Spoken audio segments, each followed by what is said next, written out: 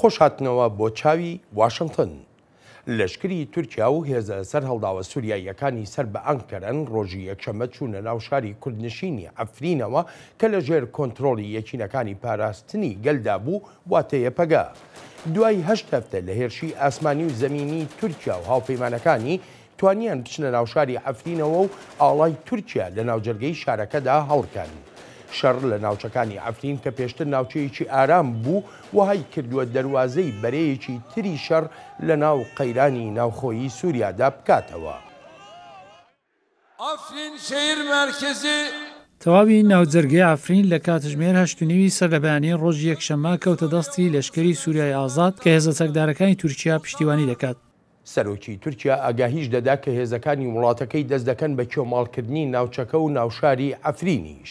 هاوکات سەرکردە سیاسی و سەربازیەکانی یەپەگە دەڵێن لە شاری ئەفرین کشاونەتەوە لە پێناو پارێزراوی جانی خەڵک و ڕێگەگرتنیش لەوەی ئەفرین وێران بکرێت و دەشڵێن ئەو کشانەوەیان بە مانای شکست نایەت و بەردەوامیش دەبن لە بەرەنگاربوونەوەی هێزەکانی تورکیا.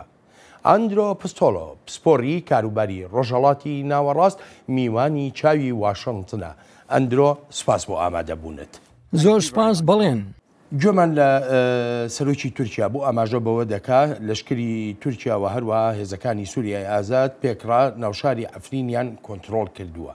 بەڕای جەنابەت دەکرێت وەها لەمە تێ بگەین کە بڵێن ئیتر شەڕی ڕەجەب تەیب ئەردۆغان بەرامبەر بە کورد لە سووریا تەواو بوو. No, quite the contrary, actually. I would say it's only just beginning. نا ڕێک بە پێچەوانەوە من دەڵێم ئەمە دەستپێکێکی نوێیە.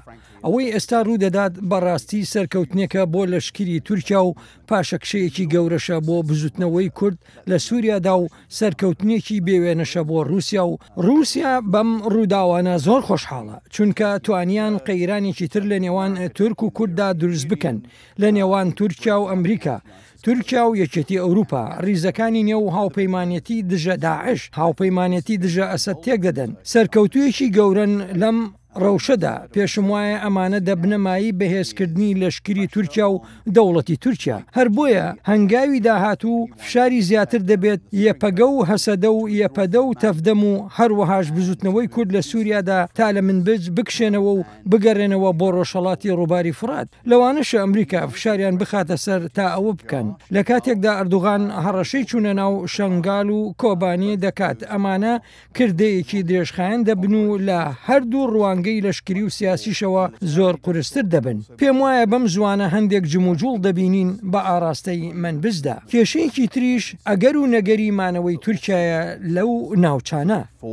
There are ethnic Turks there, but the difference here is, does Turkey leave a vacuum? Sorry, go ahead. یاگەریارمەتی بە دێمەوە سەر ئەوە بەڵام لە ماوەی ئەم بەلانی کەم ئەم هەشت هەفتەیە ڕابردوودا تورکیا هەمیشە جەختی لەوە کردوێتەوە کە تەنها بیانوویەک هەیەی بۆ ئەم هێرشانەی لە ناو سووریادا دەیکا شەڕی دژی تێرۆریزمە. جا پرسیارەکە لەوەدایە تورکیا بۆ نایە سنوورەکان لە ناو خۆی وڵاتەکەی خۆیدا بپارێزێ وەک لەوەی لەشکرکێشی بکات لە وڵاتێکی تردا. Well, as with any other country.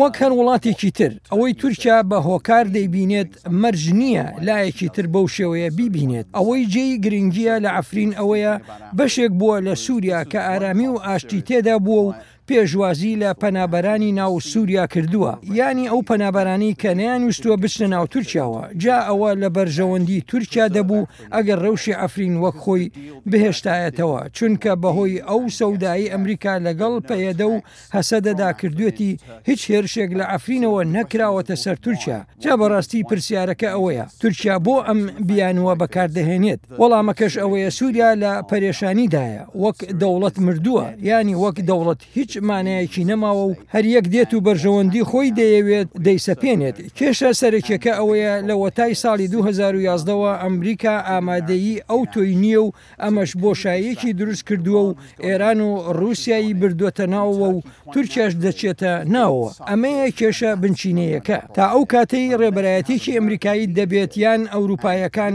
شتێک بکەن نەک هەر بڵێن تورکیا وەهامەکە. ئەمە کێشە بنچینەیەکەیە کە ڕێبەرایەتێکی ڕۆژ ئاوا ئاوات نییە لەوێ. That's a fundamental problem we have here, a lack of leadership by the West.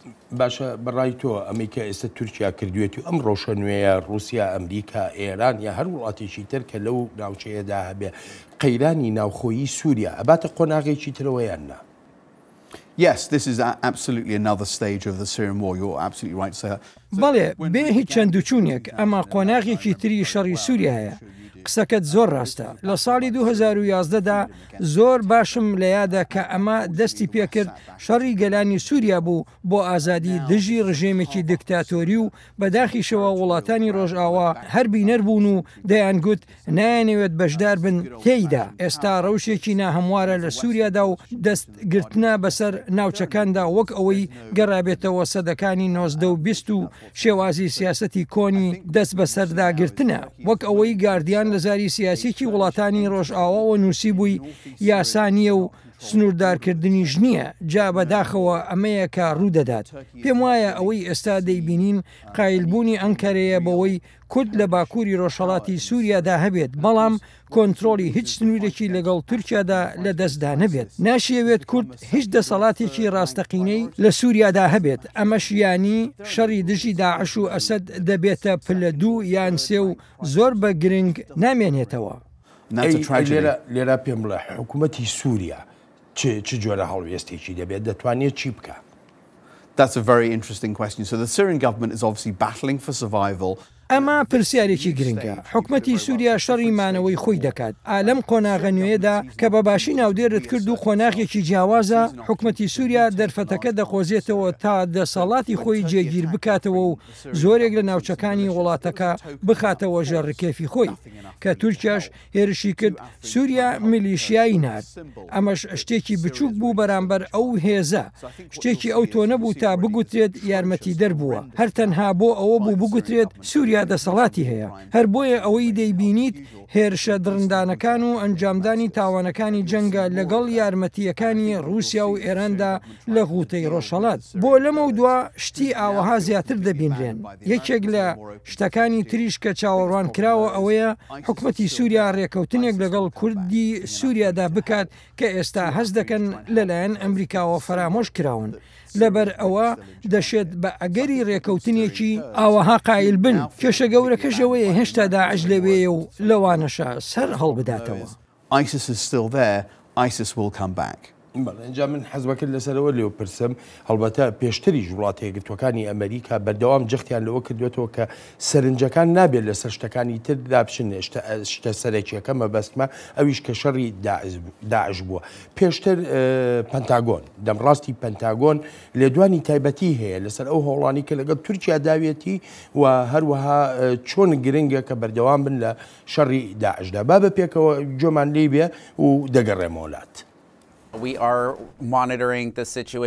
ئێمە چاودێی ڕەوشەکە دەکەین لەو توێژداین لەگەڵ تورکیا هاوپەیمانی ناتۆمان لەسەر ئەو ڕێگایانەی ئاستی کێشەکان بەرزتر نەبنەوە. ئەمەش هەر بۆ ڕەواندنەوەی نیگەرانی ئاسایشەکانی تورکیا نییە بەڵکو بۆ ئەوەشە فشارەکان لەسەر شەڕی داعش کەم نەبنەوە. مەترسیەکە لەوەدایە هەر قەیرانێکی زیاتر لە سووریادا کە خۆی مەیدانی شەڕێکی زۆر ئاڵۆزە سەنگیەکان لەسەر لە ناوبردنی داعش لا دەبات. بە تایبەتیش لە ئێستادا کە داعش بەرەو لە ناوچوون دەڕوات نابێت ئەو دەرفەتەی هەبێت جارێکی تر خۆی ڕێک بخاتەوە. دەمڕاستی پەنتاگۆن پێشتر جەختی لەوە دەکردەوە کە بۆ وڵاتە یەکگرتوەکانی ئەمریکا شەڕی داعش لە پێش هەموو شتێکەوەیە و داواش لەوە دەکاکە ڕێگە نەدرێ هیچ لایەنێک ئەو سەرنجە لەسەر شەڕی داعش لە بدرێت.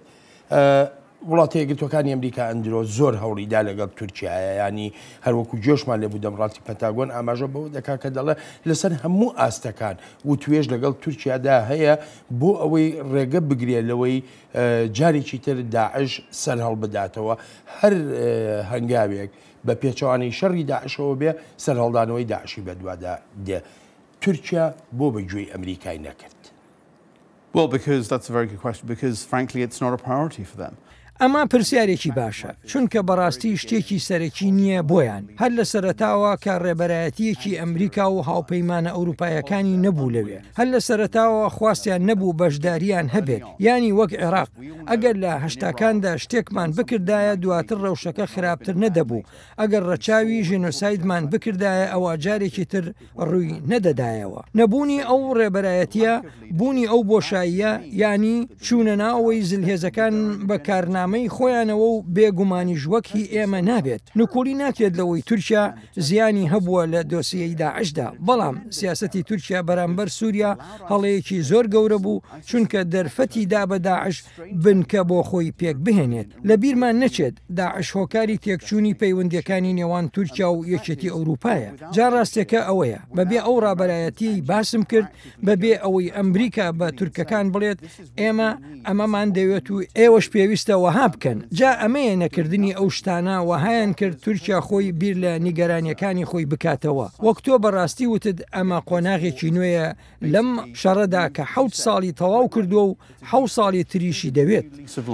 This war is not going to be over. It's been going 7 years. Give it another 7.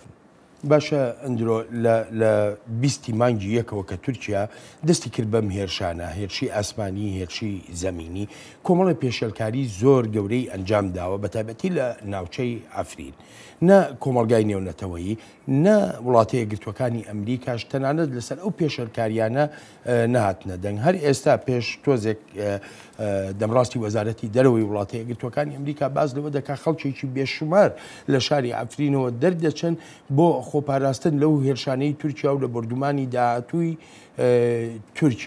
تورکیا پشت بەچی ئەمە ئاکا؟ Well, I mean, the Turkish technique has been تەکنیکی تورکیا جیاوازە بە بەراورد لەگەڵ چوونە ڕۆژ ئاوای جەرابلوس هێزەکانی تورکیا خرانە پاش هێزەکانی ناو سووریاوە کە هەندێکیان لە لەشکری سووریای ئازاد بوون و هەندێکیشیان جیهادەکان بوون کە بەڕاستی تێرۆریستن تەکنیکەکەش ئەوە بوو بڵێت سووریا ڕزگار دەکەین کێشەکەی هەمانە دروستکردنی پەنابەری زیاترە ئاڵۆزبوونی زیاتری قەیرانەکانە کورد ناتوانێت ئەو شەڕانی پێشتر دەیکرد بە هەمان شێوە بیان کات بڵێ قۆناغێکی نوێ لە پێشە و کێشەی گەورەتریش دروست بوون لە مەودای درێژخایانیشدا با وەهای دابنین ڕێکەوتنێک دێتە ئاراوە و داوای چوونە دەرەوەی تورکیا دەکەن لە ئەفرین داوای چوونە دەرەوەی تورکیا دەکەن لە باکووری سووریا ئەمە قەیرانێکی تر دروست دەکات با لە بیرمان بێت بەر لەوەی ئەم قەیرانش دەست پێ بکات مشتومڕی خاک هەبوو لە نێوان تورکیا و سووریادا لەسەر ئەسکەندەرونە کە تورکیا لە ساڵانی سیەکاندا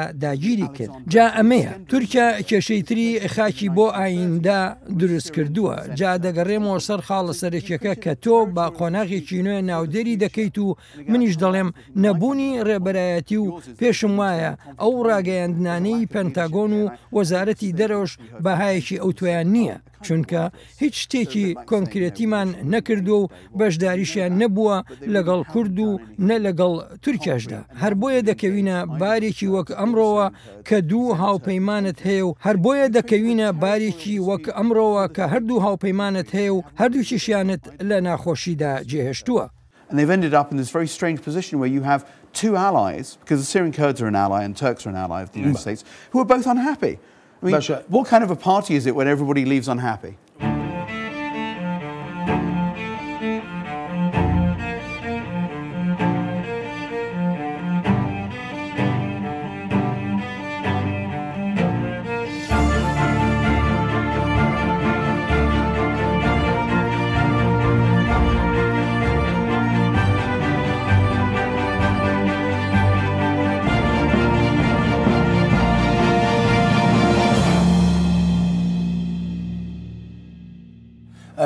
ئەندرۆ لەو قۆناغە نوێیەدا لەو بێسەرکردایەتیشدا کە تۆ ئاماژەی پێ دەکەی جێیەک هەیە بۆ رووسیا تورکیا ئێران پێکەوە لە دژی وڵاتە یەکگرتووەکانی ئەمریکا؟ That's a very interesting question. The Russians will certainly try and do that. Absolutely they will try and do that.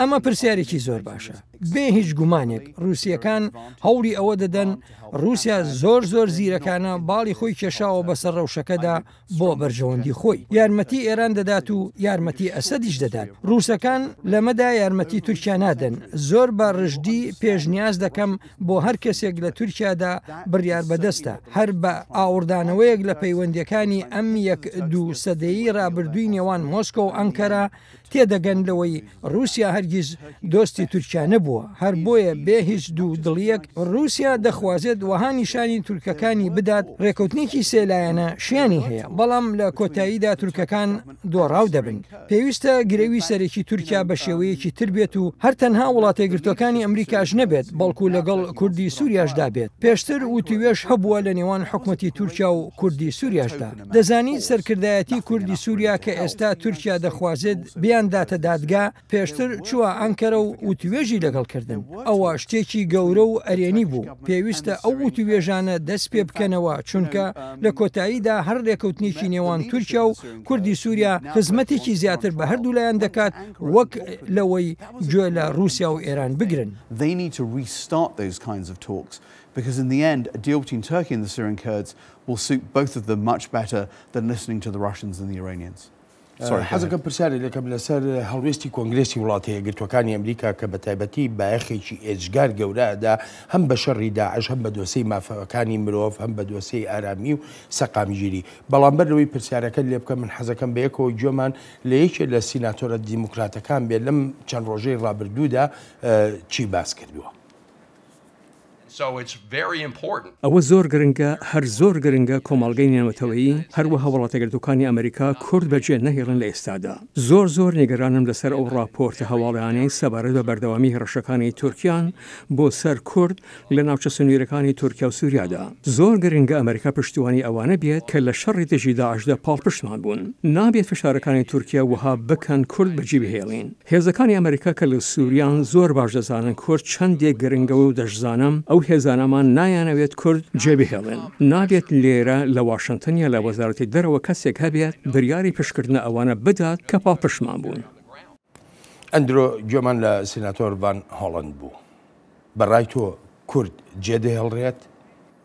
Well, let me just say, I think it's a fascinating statement. ئەمە ڕاگەیاندنێکی زۆر سەرنجڕاکێشە و پەیوەندیشی هەیە بە بەرنامەکەتەوە چاوی واشنگتن ئەم پیاوە خۆی لە واشنگتنە کێشەیەکی گەورە هەیە لە ساڵانی پێشتردا پەنتاگۆن داکۆچیکاری سەرەکی بوو لەو پەیوەندیانی لەگەڵ تورکیادا هەبوون بەهۆی ئەندامەتی لە ناتۆدا ئێستاش دۆستایەتی هەیە لەگەڵ کوردی سووریادا و وەک دەزانین خەڵکیش سوپاسگوزاری ئەو هێزانەی ئەمریکان کە لەوێن بۆ ئەو بەرەنگاربوونەوەی دژی داعش دەیکەن لە بەرامبەریشدا وەزارەتی دەرەوەی ئەمریکا بەردەوام بە گومانەوە لەو پەیوەندیانەی ڕوانیوە لەگەڵ تورکیادا بە تایبەتیش بەهۆی دۆسیی مافەکانی مرۆڤەوە ڕاستە دەبێت نیگەرانیمان هەبێت بەڵام پێم وانییە شتێکی ئاوەها ڕوو بدات چونکە تورکیا ئامانجەکانی خۆی سنووردار کردووە بە ڕۆژ ئاوای ڕووباری فڕاتەوە جا پرسیارەکە لەوەدایە ئایا کوردی سووریا لە ڕۆژهەڵاتی فڕات هێندەی پێویست هێزیان دەبێت بۆ بەرەنگاربوونەوەی داعش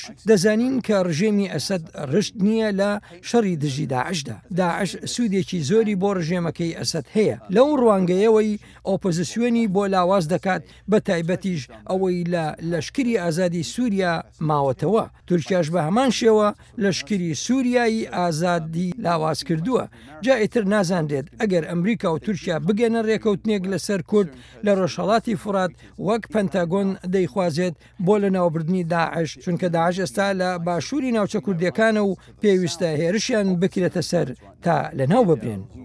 And we do need to attack that area. بەڵام ئەندرۆ ئێمە گوێمان لە ڕەجەب تایب ئەردۆغان بوو پێشتر ینی لە یەک دو هەفتەی ڕابردوودا نەکەرە ڕەشە لە کوردەکە لە ئەفرین هەڕەشە لە وڵاتە یەکگرتوەکانی ئەمریکاش دەکا زۆر بەڕاشکاوانە بە ئەمریکا ئەڵێ تۆ چیەکەی لێرە بۆ ناڕۆیت و هەڵبەتە مەبەستی لە منبج بوو دوای ئەوە ڕاگەیانێکی تریش دەدا دەڵێ ئەم هێرشانە ئەم کردە لەشکریانەی چڵە زەیتون بەردەوامە بێ بۆ منبج بۆ قامیشلو بۆ کۆبانی و هەروەها سەری کانی ینی ئەمە ئەگەر پەیامێکی ڕاستە و خۆ نەبێ بۆ ئەمریکا لەلایەن تورکیاوە ئەی چییە بەڕای تۆ؟ Right, that's an excellent question. I mean, and so the point is he's signalling a series of steps he's going to take. ڕاستە ئەردوغان ئاماژە بە زنجیرەیەک هەنگاوی تر دەکات کە دەیانگرێتە بەر. ئەمە پرسی ئەوەیە کە منبج قۆناغی داهاتووە. ئەگەر ئەمریکا بگاتە ڕێکەوتنێک لەگەڵ کوردی سووریا و تورکیا لەسەر منبج و ئەگەر کورد منبج جێبهێڵێت شیانی ئەوە هەیە ئەمریکا وەها لە تورکیا بکات هەڕەشەکانی بۆ سەر شوێنەکانی تر ڕابگرێت بەڵام ئەگەر شتەکە هەر بۆ کورد بێت ئەوە بە منبج دەست پێ دەکات و دواتر قامیشلی و ئەو جاکۆبانی و دواتریش دێتە سەر شنگال و هەتا دوایی یعنی لە بەردانەواندن نەکات هەر بۆیە پێویستە ڕێبەرایەتی ئەمریکا ببینین بگاتە ڕێکەوتنێک تا کورد منبج جێبهێڵێت هەرچەندە کورد بەشدارێکی سەرەکی بوو لە کۆنتڕۆلکردنەوەی منبجدا بەڵام ئەو کشانەوەیە دەبێت لەگەڵ لە بەردانەواندنی تورکیا دابێت کە جارێکی تر هێرش نەکاتە سەر هیچ شوێنێکی تر دەیڵێمەوە ئەمە سەبارەت بە ڕێبەرایەتی ئەمریکایە کە لە ئێستادا ئاڵوگۆڕێک هەیە لە وەزارەتی دەرەوە و کەس لەو وەزارەتەدا بەرپرس نییە و هەر بۆیە پێویستە ئەمریکا هەڵوێستی خۆی دیاری بکات. We have a transition at the State Department. We don't have anybody really in charge. We're pending new management. So America really needs to take a stand here. باشە لە تەواوی ئەم ڕۆژەی کە باسمان کرد ئەندرۆ بەڕای تۆ داعش کە بەرەو کۆتاییە ڕوا لە سووریا لە عێراقیشدا زەمینەیەک دەڕەخسێ بۆ جارێکی کە داعش سەر هەڵ بداتەوە نەک داعش لەوانەیە ڕێکخراوێکی تری تونندڕەوتریش بێ لە داعش. That's absolutely right. And I think here's the issue. هەر زۆر ڕاستە ئەمە دۆسیەکە داعش یەکێکە لە ڕووەکانی جیهادیزم ڕووی زیاتریشی هەیە و هەندێکیشیان لە ئێستادا لە شەڕدان لەگەڵ تورکیادا کێشە بنچینیەکەی لە عێراق و سووریادا هەمان بوون ئەو بیرکردنەوە جیهادیانەیە کە لە ناو کۆمەڵگەدا جێی بۆ خۆی کردوتەوە ئەمەش کێشەیەکی ڕاستەقینەیە جا هەر ڕێکخراوێک بێتە پێشەوە و بڵێت دەرفەتی ئەوەتان بۆ دەرەخسێنم خەڵک وەری دەگرێت ڕاستیەکە ئەوەیە داعش لە عێراق کۆتایی پێ نەهاتووە ئەوە تا دەبینین لە ناوچەکانی کەرکووکدا لە پەرسەندندایە هەر بۆیە تا کۆمەڵگا خۆی دژی نەوەستێتەوە هاوشێوەی ئەنجومەنەکانی ڕابوون لە عێراقدا دژ بە ئەلقاعیدە کردیان ئەگەر ئەمە نەکرێت ئەوە داعشیانی هاتنەوەی هەیە ئەمە هەر تەنها سەبارەت بەو ڕێکخراوە نییە کە پێویستە لە ناو ببرێت بەڵکو سەبارەت بەوەشە لە ناو کۆمەڵگەدا کار بکرێت و ئەمەش تەنها ڕێگەیەکە بۆ بەرەو پێشچوونی سیاسیانە بۆ دەستکەوتی سیاسی و لەشکریانەش. That feeling in a segment of society that this is the only way forward politically, that you have to deal with. And that's a mixture of military and political. هەرچەندە پێشتریش ئەندرۆ یاری سەرکردەکان لە تورکیا ئاماژەیان بەوە دەکرد لە ناوچەکانی ئەفرینە چەندێ پێویستکە دەمێننەوە بەڵام ئەمڕۆ جێگری سەرۆکوەزیری تورکیا ڕاگەیانێکی بێپێشینەیدا و دەڵێ ئەوان نەداگیرکەرن و نە بۆ هەمیشەش لە ئەفریندا دەمێننەوە باجۆمان لە ڕاگەیانەکەی بێت و دەگەڕێمە وڵات. ئێمە بۆ هەمیشە لە ئەفرین نامێنینەوە بەبێ هیچ گومانێکیش ئێمە داگیرکردنین ئامانجی کردە لەشکریەکانمان پاکردنەوەی ناوچەکەیە لە تیرۆریستان و جێگیرکردنی ژینگەیەکی بەهێزتری ئاشتی و متمانە و سەقامگیریە و هەروەهاش ناوچەکە بدەینەوە دەست خاوەنە ڕاستەقینەکانی. ئەندرۆ جۆمان لە جێگری سەرۆکوەزیری تورکیا بوو. تورکیا لە ناوەڕاستی ساڵانی هەفتاکانی سەدەی ڕابردووە لە وڵاتی قوبرسە. ئێستا قوبرس دوو بەشە بەشێکی تورکیا بەشێکی هی یۆنانە. پێ وایە تورکیا هەمان ئەزمون لە ئەفرین و ناوچەکانی تریشی ئیتر نازانین ئایا زیاتر دەڕواایە کەمتر بەڵام پێ وایە ئەو ئەزمونە دووبارە بکاتەوە یا بە شێوەیەش کە بڵێم ئەزمموی ئەسکەندەرونە دووبارە کاتەوە. That's a very interesting question and so ئەمە پرسیارێکی زۆر گونجاوە. قوبرس کەمێک جیاوازە چونکە پەیماننامەیەک هەبوو بۆ چوونەناوەی تورکیا بەڵام مشتومڕێکی زۆری شەبوو لەسەر چۆنیەتی چوونەناوەی تورکیا و بەرەنجامەکانی شین ینی بە شێوەیەک لە شێوەکان دەستێوەردانەکەی ڕووی یاسایی هەبوو ئەمە بێلەوەی لە سەدا 20 دانیشتوانی قوبرس تورکن ینی تورکیا بیانووی هەبوو. ئێستا پرسیارەکە ئەوەیە ئایا لە ئەفرین هەمان ڕووداوی ساڵی 1930 ئەسکەندەرونە دووبارە دەکاتەوە کە پێکهاتەی دیمۆگرافیایی ناوچەکەی گۆڕی ئەو هەستەم نییە ئەنکەرە شتێکی لەو بابەتە بکات بەڵکو زیاتر پێی دەچێت ژمارەیەکی زۆری ئاوارەی عەرەب و کوردەکان لە تورکیاوە بنێرێتەوە بۆ ئەفرین ئەمەش دیمۆگرافیای ئەفرین دەگۆڕێت بەڵام بۆ ماوەیەکی کاتی بڵێ تورکیا دەڵێت نامێنمەوە بەڵام لە ئێستادا هیچ بژارەیەکیان نییە چونکە ئەگەر بکشێنەوە لەوانەیە کوردی سووریا هێرشی بەرپەرش دەرەوە بکات و شکست بە جیهادیەکان و لەشکری سووریای ئازاد بێنێت کە تورکیا پشتیوانیان دەکات هەنگاوە سەرکیەکەی تورکیا لە ئەفرین پێکێنانی ئەنجومەنێکی ناوخۆییە کە نوێنەرانی هەموو نەژادەکانی تێدا دەبێت و ئەمەش ڕێک نمونونەکەی پەیەدە و شتێکی نامۆشە تورکیا ئەو ئەزمونە دووبارە دەکاتەوە لە هەمان کاتیشدا لەو بڕوایەدام دانپێدانانێکی تورکایە بەوەی کە ناتوانێت بۆ هەمیشە لەوێ بێت لە ئێستادا لە سۆنگەی ئاسایشیەوە پێم وانە هیچ بژارەیەکی تری هەبێت ینی ئێستا تورکیا گیری خواردووە لەوێ ئەمە شێکێکە لەو کێشانەی ڕوودەدەن کاتێک دەچێتە وڵاتێکی ترەوە تۆ دەتەوێت زوو بچیتە دەرەوە بەڵام ڕەوشەکە ڕێگەت نادات. ئەمە بۆ هەرێمی کوردستانی عراقیش دروستە بە خۆ دەزانی ینی چەندان بنکەی تورکیا لە باکووری هەرێمی کوردستانی عراقدا لە ڕۆژانی شەڕی ناوخۆ هەتا ئێستا لەوێن بە پێی زانیاری نوێیەکانیش هێزی زیاتر براوە بۆ ئەو بنکە سەربازیانە و جموجۆڵێکی لەشکریش دەستی پێ کردووە ئەمە بێت لە هێرشە ئاسمانیەکانی کە ئەکرێ بڵێمیانی هەر چەند ڕۆژێک و دەیان شوێن لە هەرێمی کوردستانە بردومانەکرێن. That's a great question. That's a great question. So you remember there's actually two aspects of the Turkish presence in Iraqi Kurdistan. The first پرسیارێکە لە جێی خۆیدا بوونی تورکیا لە هەرێمی کوردستان دوو ڕەهەندی هەیە یەکەمیان ئەو بنکە بچووکە سەربازیانی لەسەر سنوورن لە بامەڕنی و ناوچەکانی تر ڕۆڵی هێزی تورکیا بووە بۆ چاودێری ئاشتی لە کاتی شەڕی ناوخۆی هەرێمدا و ناوبژیوانی نێوان پارتی و یەکێتی دەکرد هەرێمی کوردستان هێندە بەهێز نەبووە تا داوای کشانەوە بکات لە تورکیا و دیارە ئەمریکاش پشتیوانی داوایەکی لەو شێوەیە نەبووە هەر بۆیە ڕەوشەکەیان وەک خۆی هێشتۆتەوە و بێدەنگیان لێکرد جارێکی تریش تورکیا لەو دی و سنووری خۆیەوە گیری خواردووە ئەگەر لەو ناوچانە بکشێتەوە چ کاریگەریەکی دەمێنێتەوە بەسەر هەرێمی کوردستاندا و بە تایبەتیش لە پەیوەندی بەبوونی پەکەکەوە لە قەندیل بۆیە دەپرسین تورکیا دەتوانێت چی بکات بەرامبەر قەندیل وەڵامەکەش ئەوەی پێناچێت بتوانێت شتێکی ئەو تۆ بکات و تورکیا خۆیشی ئەو ڕاستێ دەزانێت کە کردەیەکی لەشکری لە قەندیل یارمەتیدەر نابێت و کاریگەریشی نابێت جا دۆسیەکە لەوەدایە ئایا تورکیا دەگاتە بەر ئەنجامێک لەگەڵ کوردی وڵاتەکەی خۆیدا هاوشێوەی کوردی عێراق یانیش بەو ڕێگەی هەوڵی لەگەڵ کوردی سووریا دەدا ئەمەش نابێت تا ئەو کاتی تورکیا دڵنیا دەبێت لە پارێزراوی خۆی و هەروەهاش بەدەستێنانی پشتیوانی لە هاوپەیمانە ڕۆژئاواییەکانی لەبری ئەوەی پاڵ بە تورکیاوە بنرێت یان وازی لێ بهێنرێت تا بکەوێتە ناو ئەم قەیرانەوە پێویستە دەست هەبوونی زیاتری هەبێت جارێکی تریش دێمەوە سەر تورکیا و ئەوروپا ئایا دەمانەوێت تورکیا لە ئەوروپادا بێت یان وازی لێ بهێنرێت ئەگەر ئەوەی دوو هەمیان بێت ئەوە ئەم جۆرە ڕووداوانەی لێ دەکەوێتەوە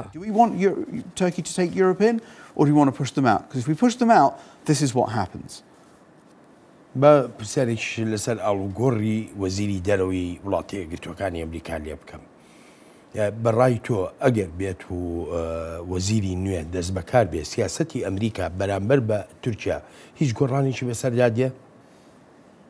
That's a very interesting question and we'll have to see what Mr. Pompeo does. پرسیارێکی بەجێیە و پێویستە بزانین بەڕێز پۆمپێۆ چی دەکات. کێشەکە لە ئێستای سیاسەتی دەرەوەی وڵاتە یەکگرتووەکانی ئەمریکادا ئەوەیە سەرۆکی وڵات بێ لە یەک دوو دۆسێ زیاتر بایەخێکی ئەو تۆی بە کێشەکانی تر نادات. ئەوانیش دۆسەی رووسیا و دۆسەی کۆریای باکوورە. هیچ بایەخێکی نییە بۆ سووریا و بۆ عێراق. وەک ئۆباما دەکات و ناخوازێت ئامادەیی هەبێت لەو دۆسیانەدا. ڕایگشتی ئەمریکا ئەمریکاش دەستوەردان بە باش نازانێت. بەڕێز پۆمپیۆ بەڕێوەبەری CIA بووە و ڕوانینێکی تەواو جودای هەیە لە بەڕێز تیلەرسن. بەڕێز پۆمپیۆ زیاتر سەنگی دەخاتە سەر هەڵمەتەکانی دژە داعش و مەترسیەکانی تێرۆریزم. لەبەر ئەوە دەشێت ڕێبازێکی جیاواز بگرێتە بەر بە تایبەتیش کە ڕوانینێکی جیاوازی هەیە لەسەر تورکیا لەو ڕوانگەیەوەی چه بەشداریەکت دەبێت لە هەڵمەتەکانی دژە داعشدا وەک لە ڕێبازی تیلەرسن کە بریتی بوو لەوەی تۆ بە فەرمی هاوپەیمانمانیت. ئەمەش دەکەوێتە سەر ئەوەی بەڕێز پۆمپیۆ چۆن شتی تر بۆ وەزارەتی دەرەوە زیاد دەکات و کارمەندە دێرینەکان دەگەڕێنێتەوە واتە ئەوەی تیلەرسن نەیکرد. بەڕاستی بەڕێز تیلەرسن وەزارەتی دەرەوەی بچوو کردەوە و لاوازی کرد و دەبواە هەموو بڕیارێک بگەڕێتەوە بۆ لای خۆی.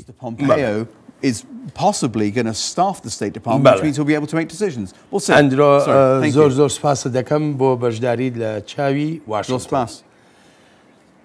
چاوی واشنگتن لە ستۆدیۆی بەشی کوردی دەنگی ئەمریکاوە پێشکەش کرا.